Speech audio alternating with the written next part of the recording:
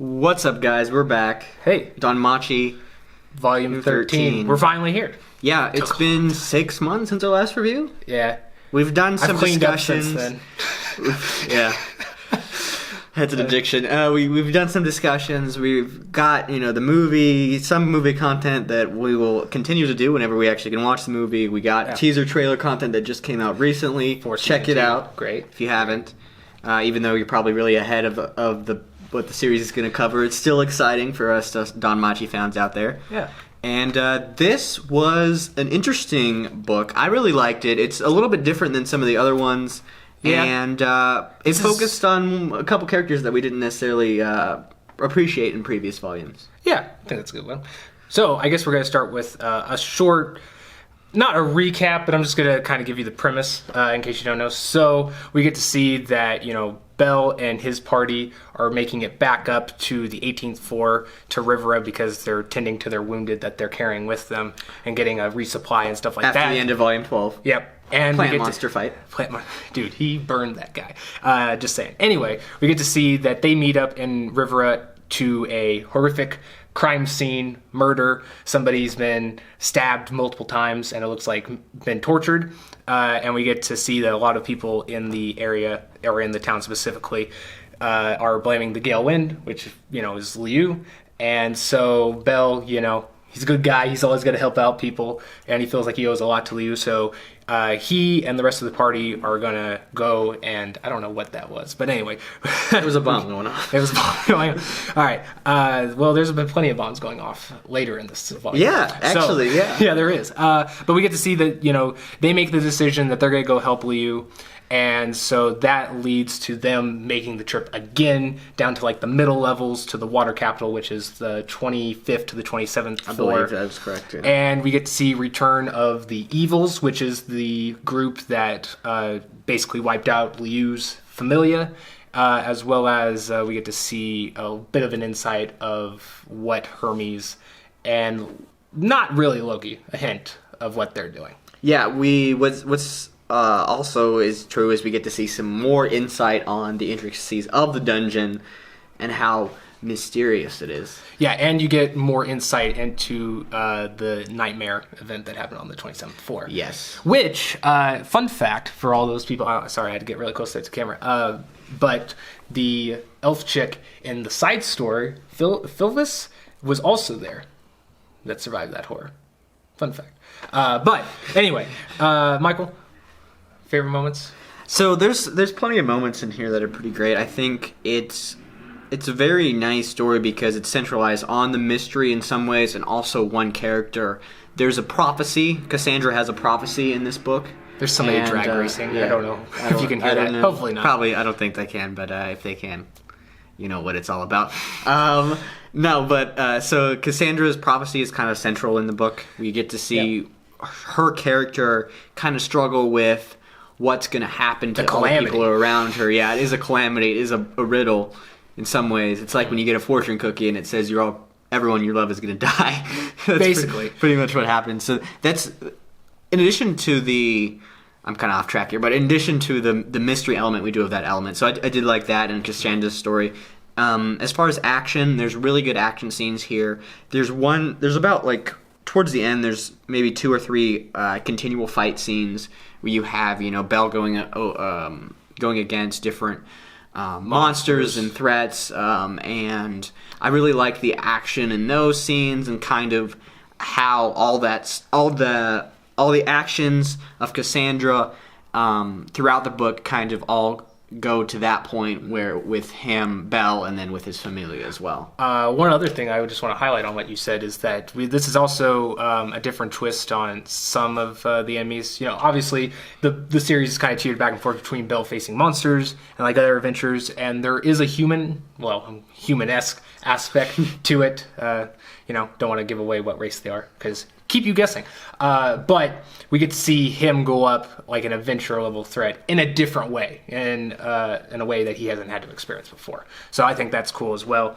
Another thing I just want to highlight is like there was a mini in this volume, which is kind of sad, but I do like the little notes we get with like some of the the core familia with like Wealth. There's like a moment where he's talking to Cassandra, and Cassandra wants him to make something, and he like makes the comment like, you know, back in my day, I would have been too prideful, and I wouldn't have wanted to do this, even though if it could save somebody's life.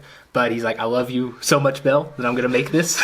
Romance continues. Yeah. So I love that. There's also a moment with like Lily where like they you know go up against hordes and they get like dropped, like it's like a really like tough moment for them, and then like when it's all said and done, Lily's just like, ooh, look at this nice drop item we got. So I love that. There's also a nice connection with like Belle and Cassandra. I think it's not one I wasn't really expecting at all, because I think with most people they're expecting Liu to be in this story, and it more focuses on Cassandra. But I did like the connection she had with Belle. There's one fight I don't want to give away, but there is a scene in it that definitely hits you in a way that may make part of you fall into the floor. So, just watch out for that.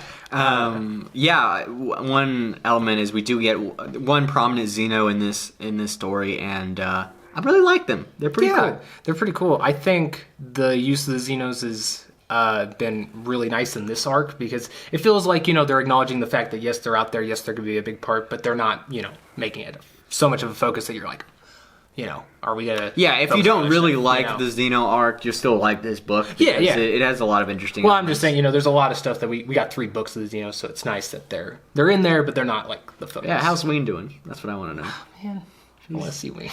How's she doing? Is she strong? Is she gonna be stronger than Belle at the end? I'm just glad that you know, Fells and them are chilling up there. Yeah, we got some Fells in here. Yeah, you got some Fells. We got some Hermes Familia in here. Yeah. Whether you like it or not. No, really, not very much Loki or evil goddess. Freya. Not much Loki or Freya. Thank you. Yeah, because all we got was a mention of Loki. We didn't even we know kind of like it was like a rumor that they said was going around town that they were in the other man-made dungeon, but we didn't actually get to see any like eyes or anything, which is good, because I didn't want like a 4-page thing of just eyes not saying anything. Exactly. Dots on the screen. Yeah. How they ended it, I think in volume 11, it's gonna be. I think it's worthwhile to take some time off from those people. And I mean, if you want to read about them, you got the side story, and you know, maybe they all died in the side story, and then they just come back. But so far, Belle. So as far as Belle's development in this book, he does do some things in his kind of quest to be a better leader that we don't see previous. So that's kind of interesting. I like those elements. And overall, Belle just rocks it in this book, and he faces a major threat, almost as big as the Minotaur. I will say, just giving like a little insight to that is I thought it was really cool that they mentioned this, was that Belle goes up against an enemy in the book that he mentions is that he thinks that this enemy that he's fighting in this book is deadlier than Astros was when he fought him. But he thinks, I mean, that's not slash into Astros, because, again, he's like, well, he was like half dead. Yeah, he was. And 2, bleeding out. Like, I'm pretty sure he beats this other monster he's facing on like a brute strength thing. But in terms of like what all this guy can do in this one, it's probably a really big fight. I wonder if this enemy will play a part later in the story. That's actually one thing. This is probably the last like story thing I reference, but the ending, you know, it kind of leaves you on a cliffhanger. I'm not too big on cliffhangers, but I think they did it in a really good way, because it's a satisfying ending, but still gives you enough to where you're like, oh man, I'm excited what to see next. I'm excited. Yeah, I can wait 6 months or a year, or freaking 10 years for the next book to come out, because it was satisfied ending with all the characters, and I'm excited for the fights to come on both sides. It's going to be great. Well, and I think they did such a good thing too with this one, because which is also a different thing, because this is supposed to be an arc, right? This is supposed to be like the second book in an arc, but it hasn't really felt like a 3-book arc in a lot of ways. But one thing that gets me excited is that, you know, in a lot of stories, the middle book, or like, you know, a middle of an arc is typically like the climax, you know, the stuff that is really the best part of the story. And I'm liking that, you know, we did get some really cool stuff, but they left enough there that I think the next book might even be able to be on the same level. I also like it because the way the author ended it, he left a lot of things open, especially with Belle's situation. What is he going to do? And I wonder if he's going to maybe meet some other people. It's interesting because like the Freya Familia, you know, we haven't really got much from their perspective. So I wonder if Belle's gonna run into them in the dungeon. That's one people that they haven't run into besides Wolfman. Yeah, that's very true. That's something that they kind of left it open right. in the story for reference of new characters showing, or not new characters, but you know, just more characters showing up in their situation. So I'm anxious to be who that's going to be. But I guess getting into like more of like a review aspect of it, is there any like good or bad things about the book in general? Maybe from not so much a story standpoint, like specifically, but just like as a book that you liked or didn't like. I like the tone in general. I think Josh would also really like the darker tone, which is kind of Volume 10 vibes. It's been a theme since almost Volume 7, pretty much. Volume 6 in some ways. They've definitely dabbled in a little bit farther since then.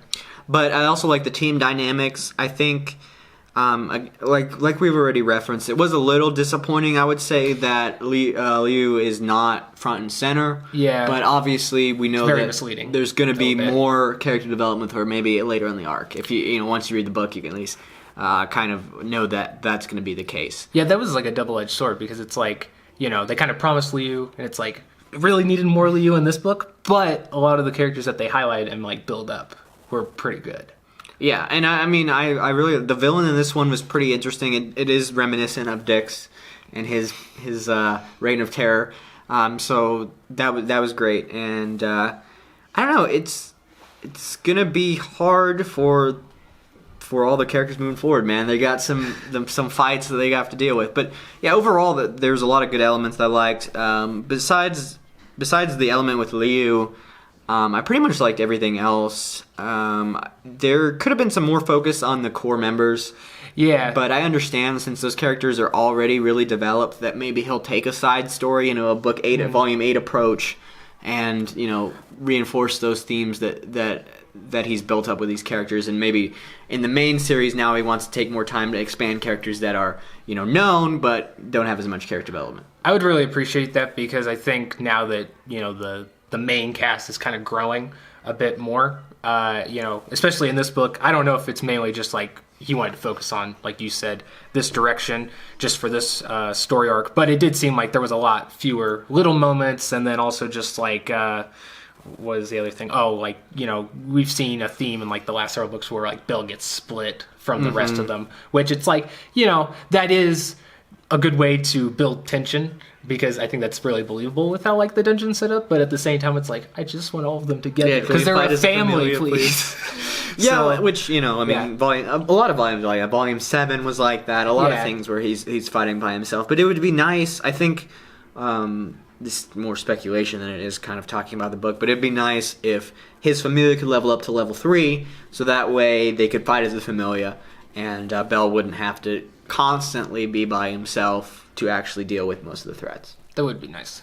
The only thing other that I want to highlight, just like on the good section, was I did like, I think we talked about, or I mentioned it in one of the reviews, is that some authors don't use a lot of like existing stuff that they've mentioned previously, and the stuff that I'm about to highlight, I mean, it happened fairly recently. It was in the last book, in fact. But I did like to see that, we got to see, like, Belle's, like, Argo Vesta, and then we got to see, like, Herheim's. I'm not going to try to pronounce her spell name. I know what it is. And there's Cocon. I don't know. That doesn't sound right. Coco. Yeah, Coco. Hey, it's got some chocolate cocoa in the dungeon. It'll make the situation better. But yeah, the only other thing was I did like, It's interesting because I know we talked about it in one of, I think it was like, I don't know, it's in one of the videos. We have a lot of Danmachi videos, but how like each time Belle levels up, or like what leads to him leveling up in terms of like one-on-one fights, each of them are unique and like really good to like watch in their own right. But it's amazing that they're able to up it, continually up it in some way, and I think this one does that as well. Yeah. Not to say he levels up in this book, but, just saying, like, I think they are able to kind of escalate the one that we saw in book 11. Yeah, and I think that the threats are going to be, or the threat in this book was escalated, and I really liked the final boss. Yep. Boss man. He wrecks. He kills. He savages. So... It's time. What's your rating? I've been toying this over ever since I finished the book, and I even went back to watch some of our other videos to get a little bit of insight. I have proof. It's on our history. Yeah, we have proof. I think in a lot of ways this was a great book. With that being said, there is some things that maybe I'm just being stubborn. I was like, I wanted to see you, but I did, like a lot of the twists and turns that came along with that. So I'm gonna give it a gotta have it. It's really close to an FFA, but I think it didn't quite get me there. Next book might do it, but for me, I think it's a middle of the road gotta have it. Yeah, for me, I'm going to go with an FFA. I really liked the book. Another element that we didn't cover is that this book, I don't know if it's shorter or maybe we're just faster readers now, but it did seem like it flowed throughout really well, and I read it in one session. Yeah, because one session, look at this god tier reader. But yeah, I think the last volume and this volume have both been a very decent length. Like you can read in like 1 or 2 sittings if you want. So yeah, FFA. Really advise that, but yeah. Yeah, I'm crazy. FFA, it was really good. I'm excited for what to see in the future, and I'm excited for Bell, man. He's rocking it, and he had some. He's in a problems tight in this situation. One. Yeah. So should we? Do you want to talk about speculation, or do you want to? We can do that in another video. Why don't we do that in the next Danmachi video? Because I have a whole page of that, and he doesn't want to see me flip through another page of notes, probably. Yeah, it's pretty long. Yeah, and I'm trying to save you editing time. Thank you. So, with that being said, we're gonna shut up. I don't know which is gonna come first, second season or volume 14, but we'll be back for both. Expect episode by episode of season 2 and more discussions. They'll probably pull like an Overlord and release volume 14 at the end of this second season. I'm not complaining. Yeah, I mean, I'm not complaining. I don't know when we're gonna get in English, but anyway, all right. Thanks, Addicts. We're here for Danmachi. We're coming back with more Danmachi, episode by episode, more light novels, everything, movies, etc. The album review every 3 months. But anyway, we'll see you guys next time with more Danmachi content. All right, peace. Later, Addicts.